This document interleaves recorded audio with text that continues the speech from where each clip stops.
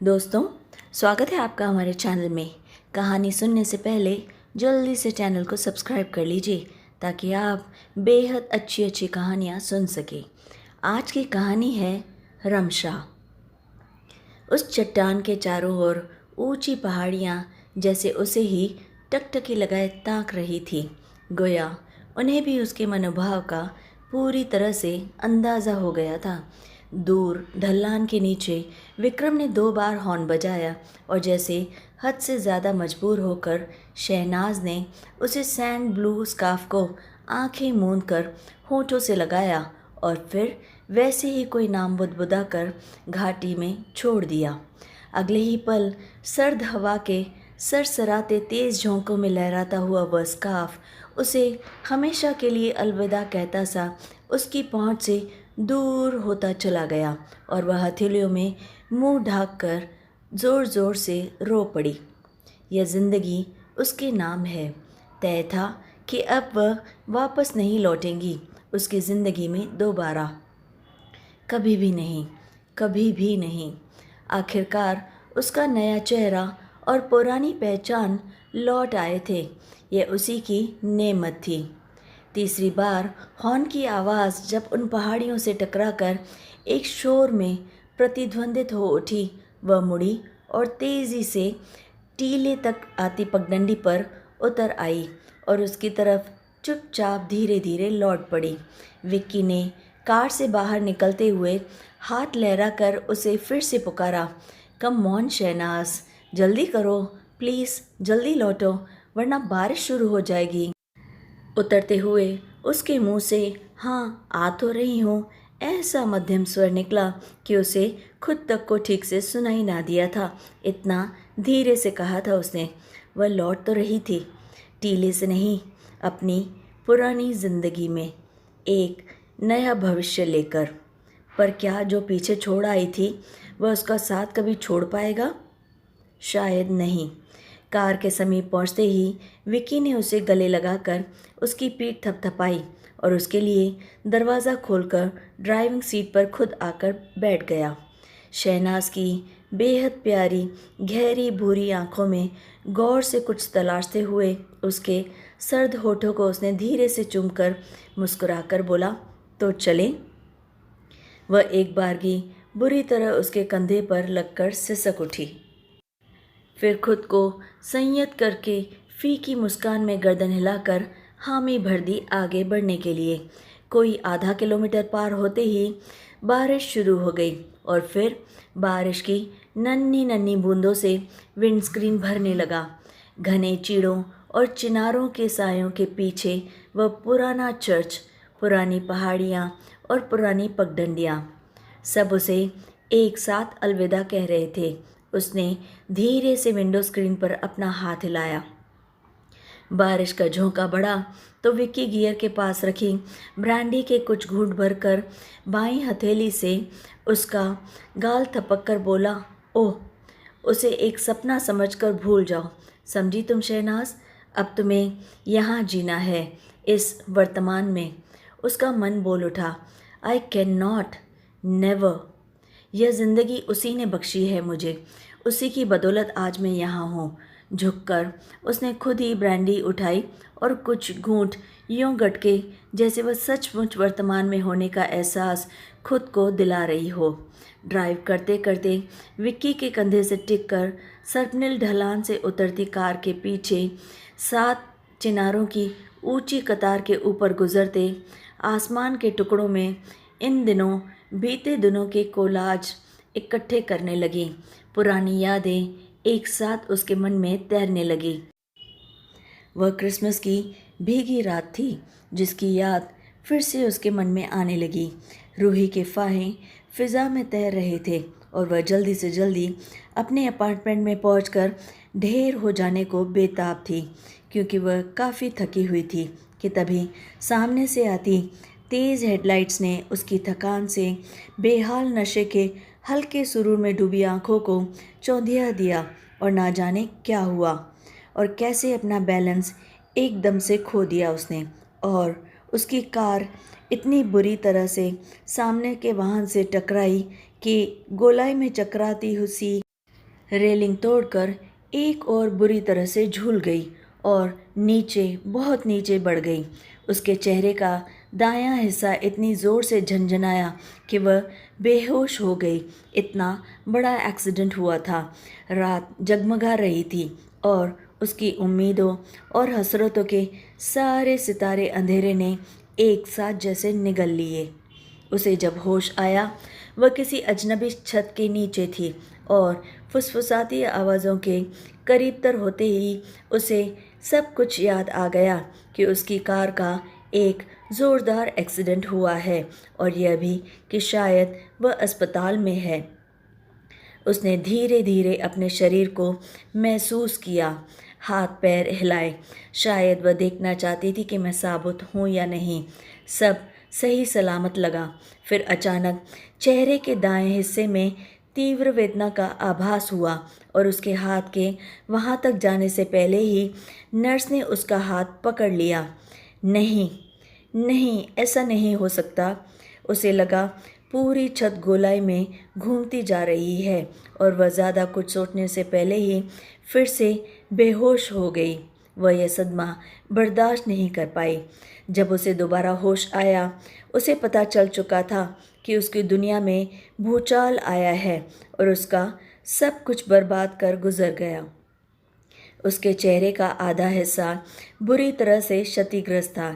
उसका चेहरा यानी उसके लिए सब कुछ, उसका करियर, उसकी सोशल इमेज और उसकी ज़िंदगी।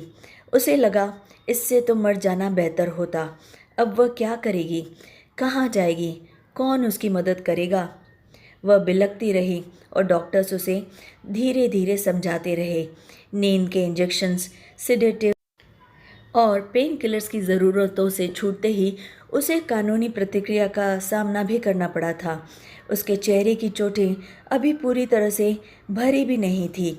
वह इस चेहरे के साथ किसी का भी सामना करने से बिल्कुल भी तैयार नहीं थी। उसे यह समझ में नहीं आ रहा था कि मेरे साथ क्या हुआ है और उसने फिर गुमनामी की चादर में खुद को पूरी तरह से लपेट लिया। वह किसी का भी सामना नहीं करना चाहती थी। उसे कोई उम्मीद नहीं थी कि ग्लैमर की इस दुनिया में अब उसके लिए कोई जगह, कोई मुकाम बाकी बचा था। वह गहरे अवसाद में थी। यह सच था, पर यह भी तो सच था कि इस एक झटके ने उसके लिए अब तक के हर अपने को बेगाना कर दिया था। कोई भी उसकी मदद के लिए तैयार नहीं था। चकाचौंध भरी यह दुनिया जो कल तक उसकी अपनी थी, ऐसा वह समझती थी। ये बड़े बड़े होर्डिंग्स, ये टीवी पर दिन भर आते हुए उसके एड्स, ये मैगजीन्स और इंटरनेट की सुर्खियाँ अब सब उसके लिए अपने दरवाजे धीरे धीरे बंद करती जा रही थी। आखिर ऐसे शक्ल के साथ वह कहाँ टिक पाती इस दुनिया में।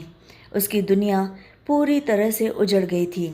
शहनाज, टॉप मॉडल शहनाज अब अपनी बाकी की ज़िंदगी गुमनामी में जीने को लगभग धकेल दी गई थी।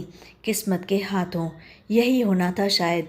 विकी उसे हर रोज़ काम के बाद मिलने ज़रूर आता था, लेकिन उसे उसकी आंखों में अपने लिए सहानुभूति देखना उसे गवारा ना हुआ और वह बादलों की कतरनों में अतीत का चित्र जोड़े चली जा रही थी। न्यूज़ की सुर्खियों में उसके एक्सीडेंट की खबरें पूरी तरह से भरी पड़ी थी। लोगों का आना जाना, कभी प्रशासन, कभी मीडिया, तो कभी सहकर्मी और फिर कभी बचे कुचे मित्र। विकी भी काम से छुट्टी लेकर पूरे दिन उसके साथ बना रहता था, लेकिन फिर धीरे धीरे न्यूज़ की रीलों में उसके चेहरे के बिगड़ जाने का जिक्र उसे एक नश्तर की तरह चुभोने लगा। भीड़ जो कभी उसकी एक झलक पाने को तरसती थी, अब उस पर तरस खा रही थी। विक्की का भी अपना काम था और उसे भी तो अपने खर्चे निकालने थे और वह अकेली पड़ गई थी, बेहद अकेली। अपने इस अकेलेपन के साथ वह कहीं दूर चली जाना चाहती थी, सबसे दूर। किसी की रहमत पर रहना उसे अब पसंद नहीं था। डॉक्टर्स और दोस्त उसे लगातार ढांढस दे रहे थे कि कॉस्मेटिक सर्जरी से वह अपनी खूबसूरती वापस पा लेगी। भले ही इसमें कुछ वक्त लगे, पर वापस तो पा ही लेगी। पर उसे पता था इसमें बहुत ज़्यादा वक्त और उससे भी कहीं ज़्यादा पैसा लगने वाला था। अगले ही हफ्ते उसके सारे असाइनमेंट्स एक एक करके कैंसिल कर दिए गए थे। भला इस शक्ल के साथ उसे क्या ही कोई काम मिलता। उसके काम अब नई मॉडल को साइन कर लिया गया था और सब पीछे छोड़कर वह इस अनजान शहर में चुपचाप चली आई थी।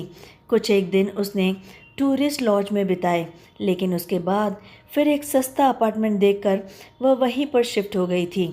उसके अकाउंट्स में जो कुछ पैसा बचा था उससे इससे ज़्यादा और दूर तक वह गुजारा नहीं कर सकती थी। आखिर ज़िंदगी तो बितानी ही थी। अपने चेहरे को वह ज़्यादातर एक स्कार्फ से ढके रहती और लोग इतने पर भी उसकी सुडौल शरहरी काठी को लगातार घूरते रहते।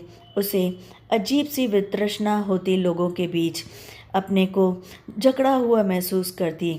जब से मॉडलिंग की ज़िद पकड़कर उसने घर छोड़ा, घर वालों ने उससे हमेशा के लिए नाता तोड़ दिया था। कैरियर की राह कितनी मुश्किल थी, कितनी बार वह टूट कर जुड़ी, लेकिन जिस मुकाम को इतनी मुश्किल से पाया था उसे बस एक झटके में ही खो दिया। कितनी घुटन थी अब जिंदगी में, यह उसे अब महसूस हो रहा था। इस शहर में आए हुए उसे 10 दिन ही हुए होंगे जब उसे वे लम्हे इतनी गहरी उदासी में घसीट ले गए थे कि वह अजीब सी कश्मकश में अपनी ज़िंदगी का खात्मा करने के लिए चल पड़ी थी। कॉल बेल इतनी ज़ोर से बज उठी कि उसके हाथ में पकड़ा हुआ चाकू वापस रख दिया और एकदम से गुस्से में भरकर दरवाज़ा खोला। Who is this? और सामने गेटकीपर, लिफ्टमैन या वॉशरमैन की जगह उसे खड़ा देखकर वह बुरी तरह से चौंक पड़ी। दरवाजे पर 36-37 साल की एक अजनबी औरत खड़ी थी। उसने काले रंग का झूलता हुआ सा लिबास पहन रखा था, कंधों पर बिखरे हुए सिल्की बाल और चेहरा भरा भरा, आंखें उसकी गेहुआ बादामी रंगत से बेमेल। क्या मैं अंदर आ सकती हूँ? मुझे रमशा कहते हैं। उसके जवाब से पहले ही बढ़ आए उसके हाथ और झिझकते हुए उसने भी अपना हाथ आगे बढ़ा दिया। वह इस अनजान औरत से मिलना चाहती थी। किसी ने मुझे बताया कि आप यहीं रहती हैं। आप शहनाज हैं ना? अगर मैं आपको सही सही पहचान रही हूँ तो। अचानक शहनाज जैसे होश में आई। उसका चेहरा खुला था, जिसे वह हमेशा एक स्कार्फ से ढके रहती थी। वह पिछले आधे पौने घंटे से शीशे के सामने खड़ी अपने बिगड़े हुए चेहरे को टटोलती रही थी और टेबल पर पड़ा चाकू उठाकर अपनी कलाई रेतने ही वाली थी कि उसने हड़बड़ाकर सोफे पर पड़ा हुआ स्कार्फ अपने चेहरे पर जल्दबाजी में लपेट लिया और भूरी रंगत और लापरवाह अंदाज वाली उस रमशा से तनिक दूर बैठ गई। ना जाने क्या था उस युवती में जो उसे खींच रहा था, जैसे उसकी ओर। उसने खुद ही अपने बारे में बताना शुरू किया। वह अनजान थी उसके लिए। वह एक पेंटर है, उसने बताया, और अपनी प्रदर्शनी की थीम के लिए यहाँ काम कर रही थी अपनी पेंटिंग का। यहाँ बहुत सुकून है ना? और इतनी खूबसूरत है। मैं तो यहीं पर काम करना चाहती हूँ। ये वादियाँ और बस इतनी खूबसूरत चीज़ें। शहनाज को उसकी आवाज़ के गहरेपन में एक सर्द खामोशी और कई मोड़ महसूस हुए। वह उसको ध्यान से सुनने लगी, गोया उसकी आवाज़ के हर उतार चढ़ाव में कई बातें छुपी हों। उसने पहली बार ऐसी आवाज़ सुनी थी, ऐसी कशिश भरी गहरी आवाज़ जो उसके पूरे बोहेमियाना अंदाज से बखूबी मेल खाती थी और उसकी शख्सियत को एक गज़ब का गॉसिप देती थी। वह पहली बार ऐसी औरत से, एक पेंटर से मिल रही थी। शहनाज को यह बात भली लगी थी कि आंगतुका ने उससे एक्सीडेंट और घायल चेहरे की बाबत जवाब तलब नहीं किया था। वह उसके साथ काफ़ी कंफर्टेबल महसूस कर रही थी। वह शहनाज को भली भली सी लगी और उसका आना सुकून दे। जैसे अचानक आई थी, अचानक उठी और उसे हल्के से गले लगाकर हाथ हिलाती हुई फ्लैट से चली गई। वह उसे देखती रह गई। बात बात पर मुस्कुराती थी वह, पर न जाने क्यों शहनाज को उसकी मुस्कान में एक अजीब सी खामोश गहराइयाँ मिलती थी, या शायद ये उसकी गलतफहमी थी। ऐसा लगता उसकी स्माइल फोल्डेड है, कई परतों में, कई मोड़ों पर अनजान संवाद खड़े हों। वह रमशा के जाने के बड़ी देर बाद तक उसकी भीनी भीनी खुशबू में वहीं खड़ी रही और उसे अपने करीब पाती रही। उसने छोटी सी गोलाकार ड्राइंग टेबल पर पड़े चाकू को सहर कर घूर कर देखा। अगर वह न आती, रमशा न आती तो क्या होता? क्या होता अगर उसने आकर कॉल बेल ना बजाई होती? इस सब से बाहर आने को उसने सिर झटका और बालों को बिखेर कर बाथटब के गुनगुने पानी में वहीं पर डूब गई। यह पुराना छोटा सा अपार्टमेंट था। कुछ इस तरह डिज़ाइन किया गया था जिसमें लिविंग, किचन, वॉशरूम सब एक साथ थे, सारी सहूलियतें एक जगह पर। सामने बालकनी थी जहां वह बहुत कम जाती थी।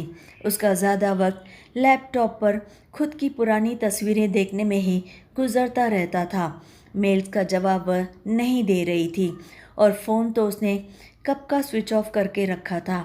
वह किसी से भी बात नहीं करना चाहती थी।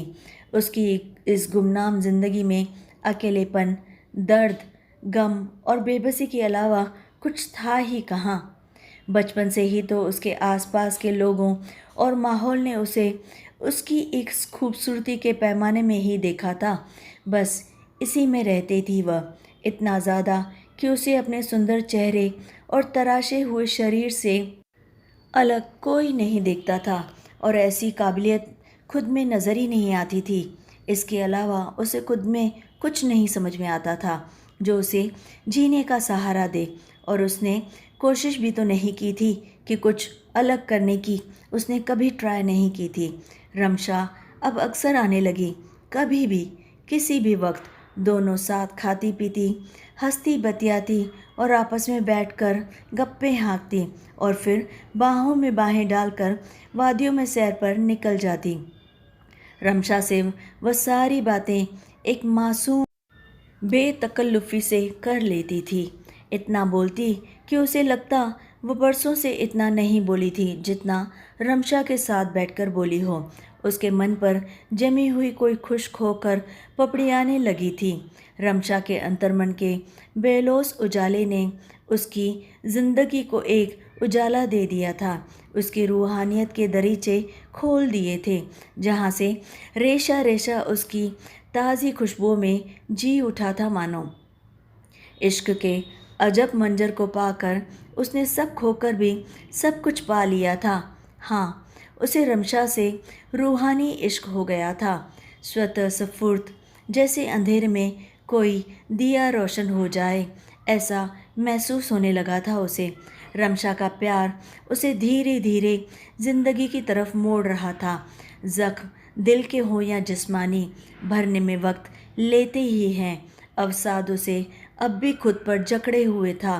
4 साल पहले जब वह विक्रम से तार पीड़ों में एक फ़ोटोशूट के दौरान मिली थी, उसे ग्लैमर की इस चौंधियाती दुनिया में पहला कदम रखा था और उसकी पहली बार टीनेज की दहलीज पर छोड़ा था अपना घर, अपने लोग और अपनापन महसूस हुआ था। विक्की का हर दम उसके साथ खड़े रहना, उसकी ज़िद, गुस्से और नाज नखरे उठाना, इस सब की उसे जैसे आदत पड़ गई थी। उसे उसके करीब लाता चला गया था। दुनिया जिसे मोहब्बत कहती है, उन दोनों को एक दूसरे से थी। वह विक्की के बगैर सोच भी नहीं सकती थी कि क्या करे। इस मोहब्बत की दुनिया में वह पाती थी अपनी कामयाबी, खूबसूरती, अपना तजुर्बा और अपनी सोशल इमेज। उनकी इस बॉन्डिंग का कोई बेस था और वह यह वजह भी थी कि उसने खुद को उससे दूर कर लिया था। पर रमशा से तो वह अभी अभी मिली थी।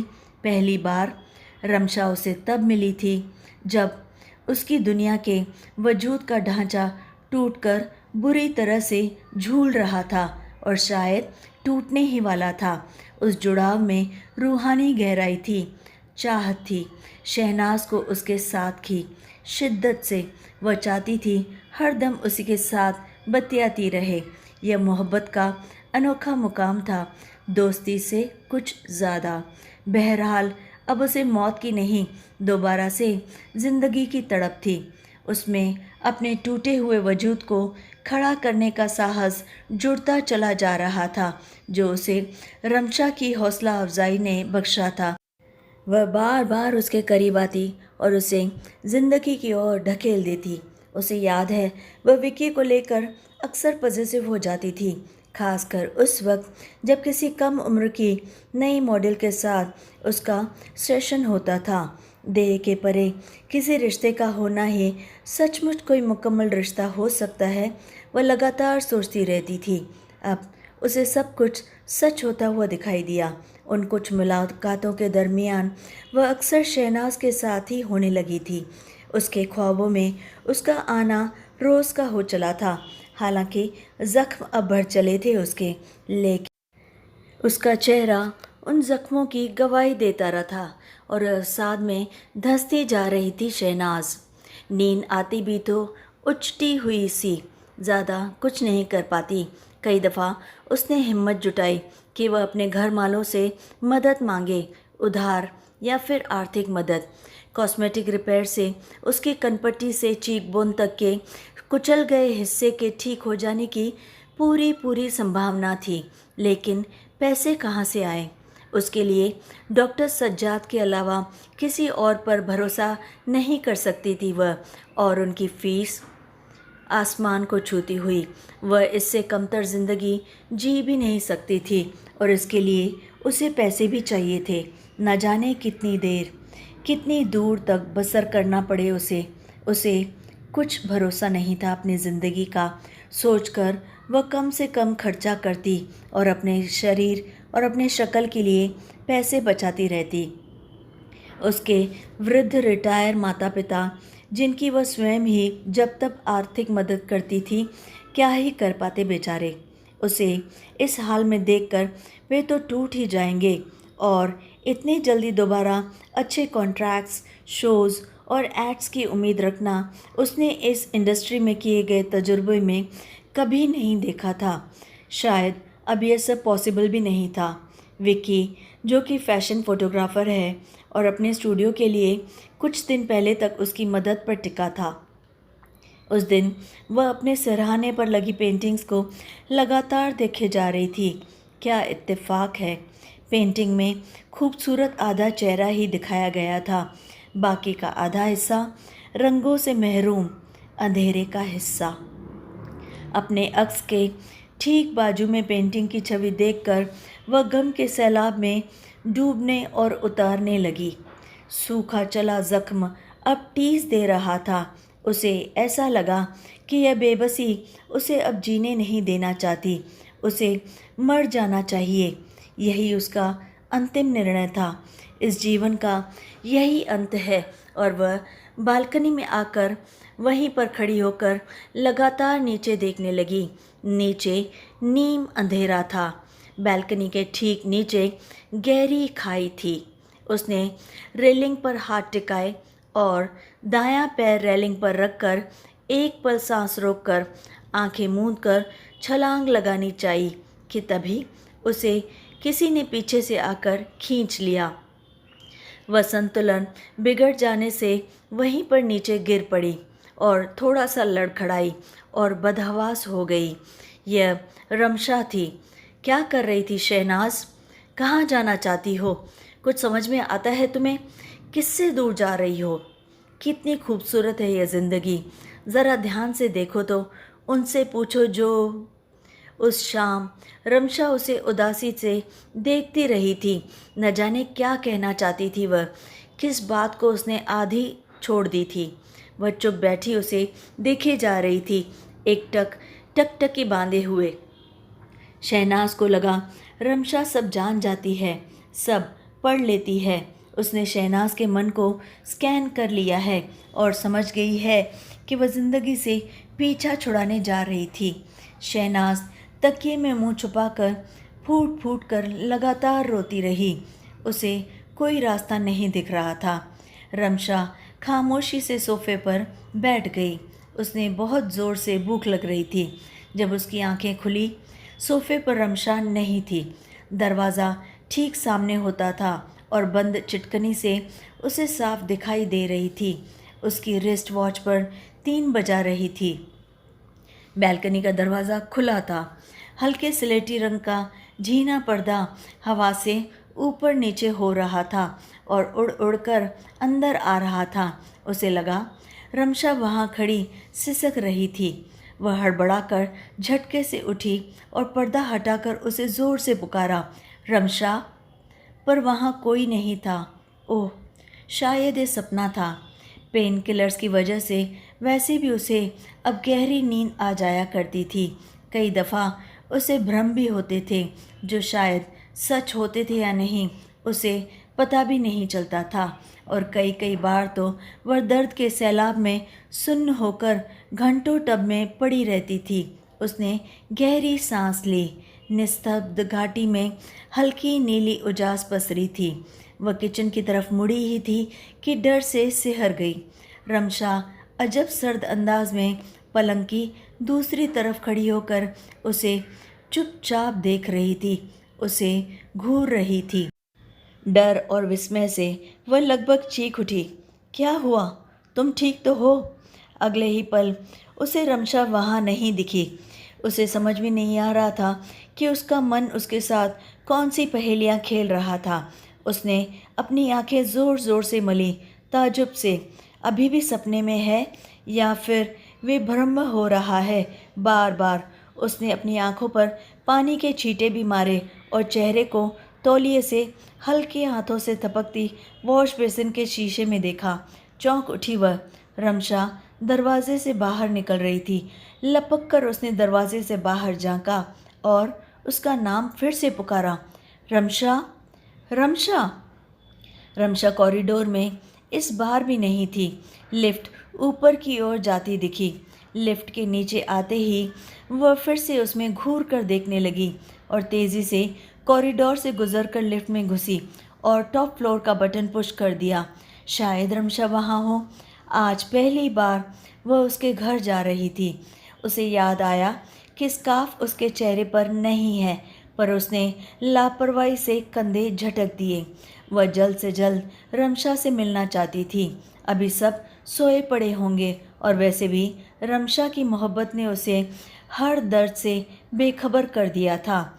लिफ्ट के ठीक सामने दाहिनी ओर ही बहुत ही सुंदर सी नेम प्लेट पर उसका नाम लिखा था, रमशा अयाद।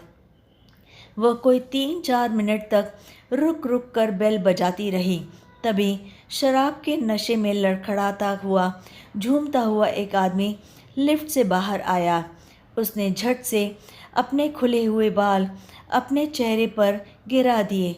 शायद वह नहीं चाहती थी कि रमशा के अलावा कोई उसे देखे। उस आदमी ने बगल के दरवाजे में चाबी घुमाते हुए उसे पूछा, एक्सक्यूज़ मी, आप किसी को ढूंढ रही हैं क्या? इतनी रात को नाइट सूट में एक अजनबी के सामने खड़ा होना उसे ज़रा अटपटा लगने लगा। वह धीरे से हकलाई, हाँ, मैं मिस रमशा से मिलने आई हूँ। मैं उसी के दरवाजे की कॉल बेल बजा रही थी। अजनबी की आंखें कुछ सिकुड़ गईं और वह थोड़ा सा हैरान हो गया। I am sorry, but it beans 4 months since miss Ramsha has passed away. Ramsha को 4 महीने हो गए हैं गुजरे हुए। बट शहनाज को लगा कि वह फिर से किसी सपने में है। वह लगभग कपकपाती हुई अपने कमरे में लौटी तो सफ़ेद पड़ चुकी थी, पूरी तरह से पसीने में नहाई हुई। उसे समझ में नहीं आ रहा था कि उसने अभी अभी क्या सुना है। उसे याद नहीं उसने कब फ़ोन ऑन किया, कब विक्रम को फ़ोन किया और कब तक दोनों हाथों में सिर थामे जड़वत वहीं बैठी रही। शायद घंटों, या जब तक विक्रम ने आकर उसे अपनी बाहों में नहीं भर लिया था। वह कितनी देर रोई उसे याद नहीं। जब प्लास्टिक सर्जरी के लिए उसे टेबल पर लिटाया गया तब उसकी चेतना कुछ शब्द दोहरा रही थी, शहनाज, ज़िंदगी पर यकीन रखो, जितनी बेशकीमती है उतनी ही खूबसूरत। तुम्हारी रूह खूबसूरत है। एक दरवाज़ा बंद हो भी गया तो क्या, यहाँ कई दरीचे से होकर कई मुकाम हासिल कर सकती हो तुम, अगर ज़िंदा रहोगी तो। फिर थिएटर की बत्तियाँ जली और फिर उसे याद आया कि कैसे अक्सर लोग उन दोनों को बातें करते हुए देखकर चौंक उठते थे। तो क्या रमशा उन सबकी नज़रों से ओझल थी, उन सबको नज़र नहीं आती थी और लोग इसलिए मुड़ मुड़ कर उसे घूरते थे जब वह उससे बातें करती थी? फिर कुछ और शब्द सिक्योरिटी गार्ड के उसके जहन में गूंजे और उसे पिछली सारी बातें याद आने लगी एक एक कर। एक एक्सीडेंट में अयाद मैम के दाएं हाथ को लकवा मार गया था। एग्जीबिशन लगाना चाहती थी वे अपनी पेंटिंग्स की, लेकिन अब कुछ कर नहीं पाती थी। लेकिन इलाज लंबा चलता रहा। पेंटिंग्स सारी बिक गई औने पौने दामों में और कोई चारा भी नहीं था। एक दिन सुना घाटी में जाकर उन्होंने खुदकुशी कर ली थी, कूदकर अपनी ज़िंदगी ख़त्म कर ली थी। लाश तक नहीं मिली थी उनकी अब तक और किसी ने कोशिश भी नहीं की थी उसे ढूंढने की। शहनाज पर एनेस्थीसिया हावी होने लगा था। शब्द धुंधला रहे थे, आवाज़ें धीमी होती चली जा रही थी और ज़िंदगी भी। तो दोस्तों, कैसी लगी आपको ये कहानी? अगर अच्छी लगे तो लाइक और शेयर ज़रूर करें और हाँ, चैनल को सब्सक्राइब करना बिल्कुल बिल्कुल ना भूलें और फिर अच्छी अच्छी कहानियाँ सुनें। तब फिर लाइक, शेयर एंड सब्सक्राइब।